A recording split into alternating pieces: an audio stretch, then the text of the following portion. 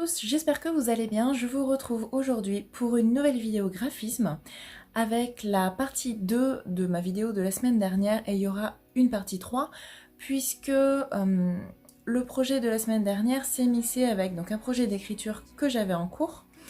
Du coup, comme c'est une trilogie, j'ai prévu de faire mes 3 couvertures à la suite l'une de l'autre pour être vraiment dans le même mood à la création. Donc cette vidéo est un peu plus longue que celle des semaines précédentes, c'est pourquoi pour la version Instagram je vais la couper en deux parties puisque je ne peux publier que 10 minutes à la fois, mais sur YouTube je la publie d'un seul morceau. Donc je vous retrouve tout de suite sur l'écran pour vous montrer à quoi ça ressemble. Donc voici l'idée que j'ai développée. On note que c'est le même personnage que la semaine dernière avec un petit ajout puisque il y a des personnages qui se mettent un peu plus en avant sur le tome 2. Et pour rappel, donc la version précédente avec quelques modifications par rapport à ce que j'avais posté ici puisque c'était celle-ci avec les cheveux courts à ce moment-là. Donc j'importe les photos dont j'ai besoin, à savoir ici une forêt et un mur de pierre ancien. Je mixe les deux ensemble en supprimant un peu le mur de pierre parce que je veux vraiment avoir la forêt en premier plan sur ce mur. Et je vais venir effacer mes zones pour récupérer mon mur.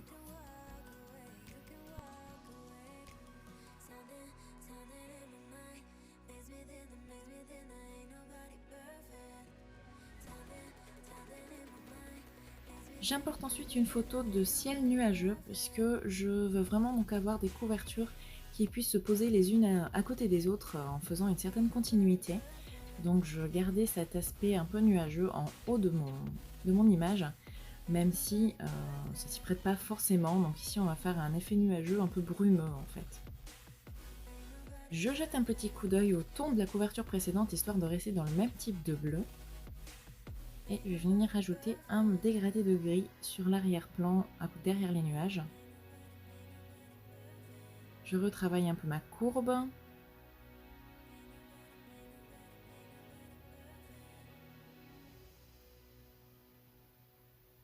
Donc ici j'ai obtenu déjà mon fond. Donc je vais utiliser l'outil Camera Raw pour venir bleuter davantage les herbes et enlever ce côté un peu jaune sur l'image.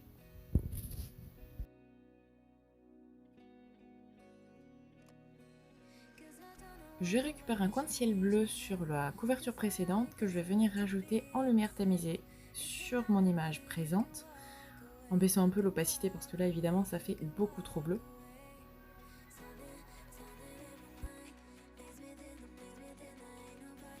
Et ensuite je vais aller chercher mes photos de stock, donc mes deux personnages, que je vais intégrer en les détourant, en les retournant, enfin, voilà.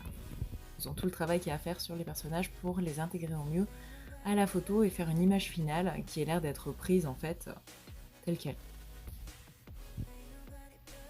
Donc je détourne déjà grossièrement, je place mes personnages.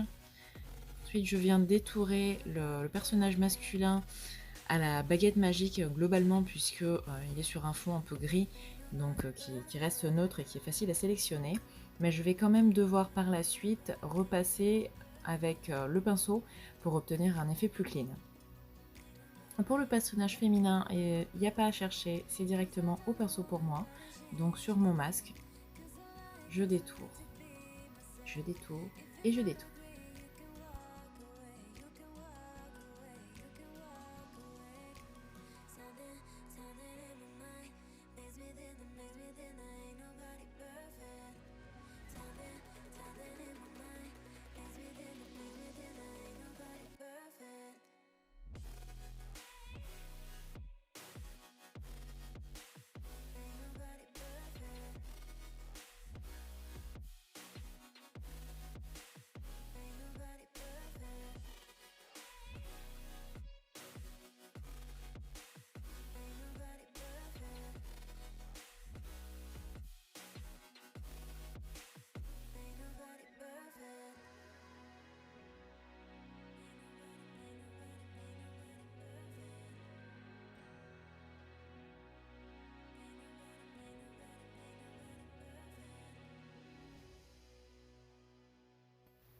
Je remets mon fond pour voir s'il y a des zones blanches qui nécessitent encore d'être retouchées au niveau du détourage. Et évidemment, il en reste. Donc notamment au niveau du bras de la robe de mon personnage féminin et au niveau du jean sur le personnage masculin.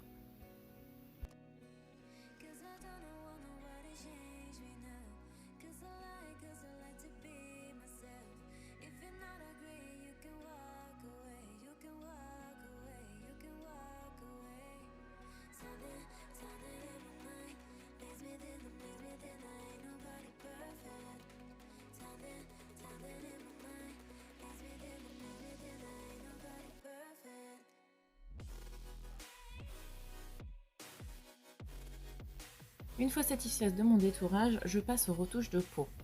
Je retravaille un peu la peau du personnage masculin parce que là il paraît avoir un peu de barbe et mon personnage est un peu plus jeune et normalement n'a pas du tout de barbe. Et je vais venir aussi travailler un peu la peau du personnage féminin, même si par la suite je vais repasser au niveau d'un logiciel de dessin. Je supprime le tatouage qui était parfait pour mon premier tome et qui n'a pas lieu d'être sur celui-ci. Donc je travaille avec l'outil tampon de duplication puis avec l'outil pièce.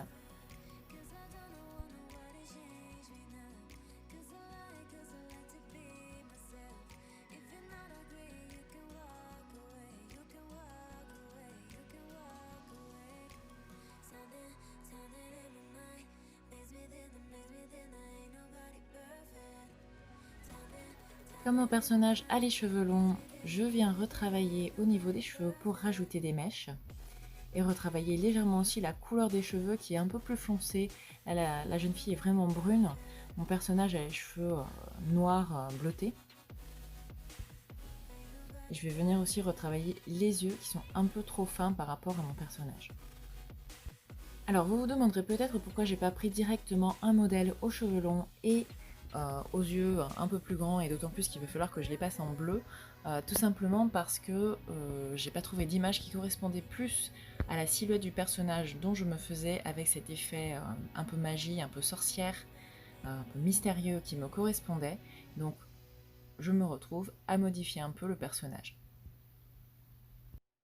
Le truc quand on travaille avec des photos de stock et pas ses propres photos, c'est vrai que moi j'ai plus l'habitude de travailler avec mes propres photos. Il faut pas avoir en fait une idée très précise en tête au début, parce qu'il est quasiment impossible de trouver exactement l'image qu'il faudra.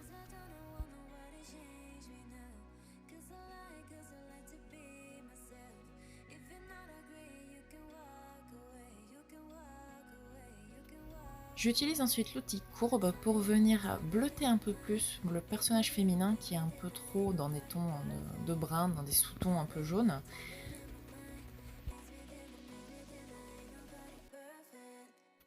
Et je viens ensuite déplacer mes personnages. Donc ici il faut observer une certaine logique, je voulais que le garçon regarde la fille et pas l'inverse.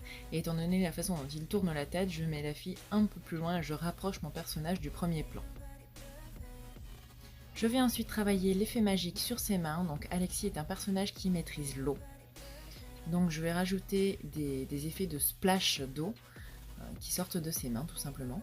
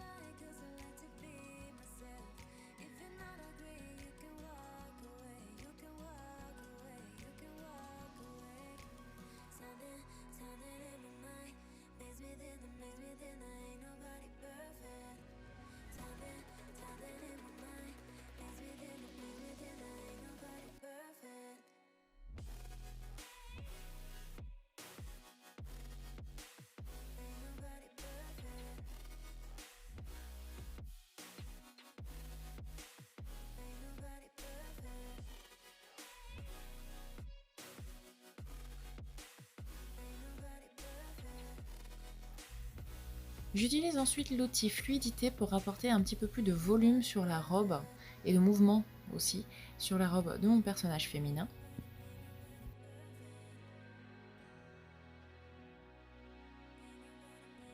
Et puis je vais revenir encore une fois avec l'outil fluidité puisque je voudrais faire un effet de disparition sur mon personnage. Donc je vais d'abord utiliser l'outil fluidité pour créer des effets de peau qui sont bons. Alors comme ça là c'est vraiment moche, mais c'est très utile par la suite. J'utilise le tampon de duplication pour continuer et je vais venir ensuite utiliser un masque dessus pour créer mon effet de dispersion.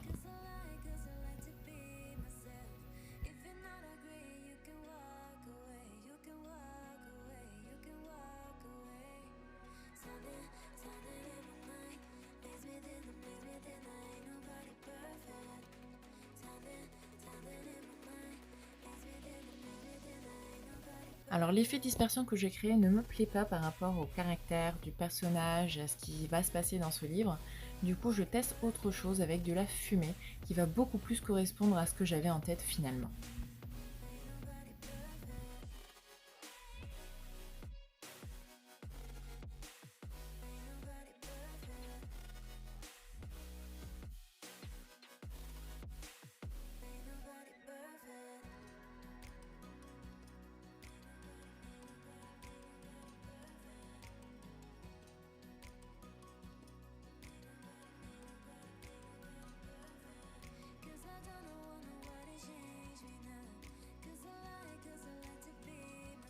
Donc ici c'est le même principe que pour la dispersion, j'utilise des brushes en forme de flamme, je les travaille juste sur un calque séparé au départ pour pouvoir d'abord les recadrer, les déformer un peu dans le sens où je veux qu'elles aillent.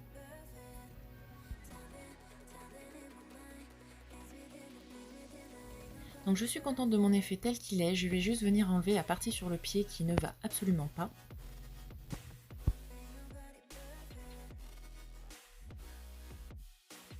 Et maintenant je vais passer donc à la partie raccord avec la couverture précédente. Donc je vais rajouter des effets de brume derrière Ombeline, donc le personnage féminin, et derrière Alexis également, un peu devant elle aussi pour la fondre un peu plus dans cet effet de brume.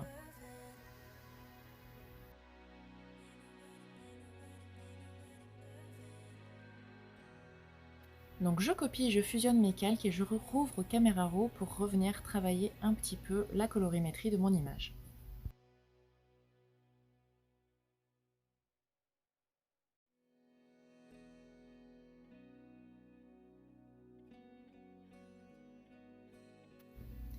Je viens ensuite recadrer ma feuille pour avoir mes deux images côte à côte, donc la couverture du premier tome et la couverture du second, et pouvoir faire une transition entre les deux.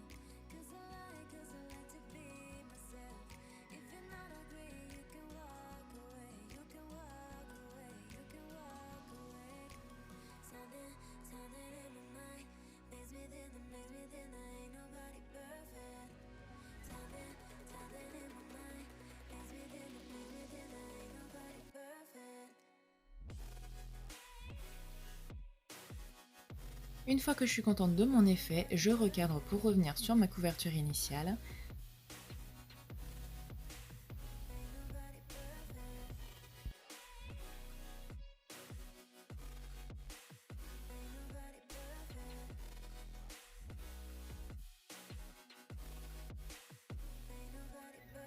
Je peaufine mes petits détails.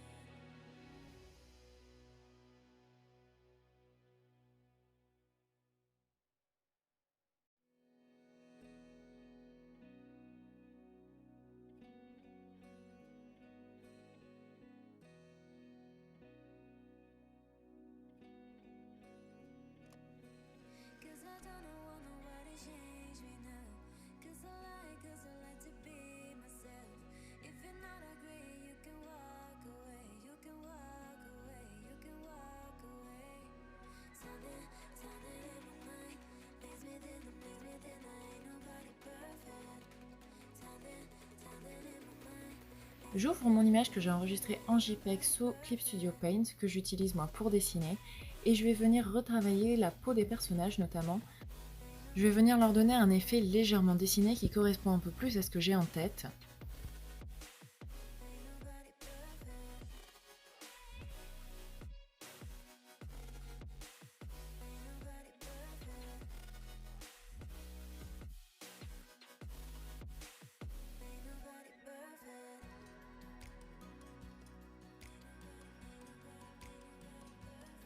Je viens également retravailler la couleur des yeux de mon personnage puisque mon personnage Ombeline a les yeux bleus.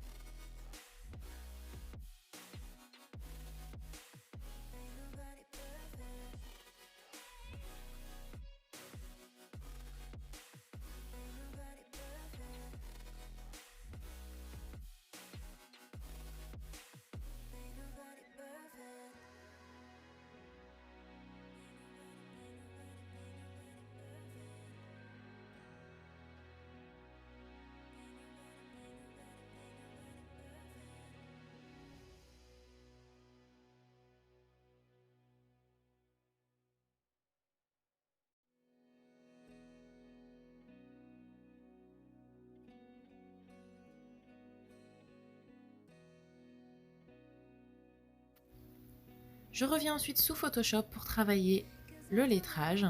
Ici, j'ai pas grand chose à faire puisque le lettrage, je l'ai déjà déterminé sur le premier tome, donc je vais quasiment faire la même chose en changeant simplement le tome 2 et le nom du tome 2 et retravailler un peu ma lettre A comme j'ai pu le faire sur le haut de Ombeline.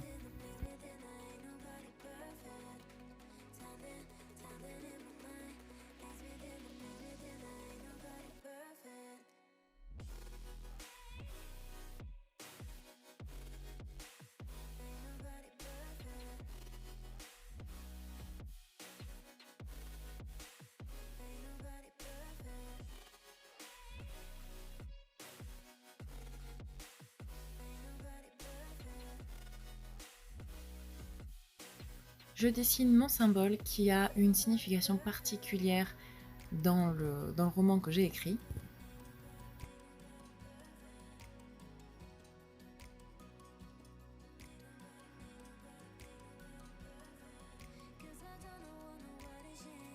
Et une fois que j'en suis satisfaite, je viens le déposer derrière mon A. Et voilà, j'ai fini pour aujourd'hui, j'espère que ça vous plaira. N'hésitez pas à venir me poser des questions. Pour ce qui est du roman, n'hésitez pas à aller sur Wattpad, où vous pouvez me retrouver avec déjà le prologue du premier livre qui est en ligne. À bientôt!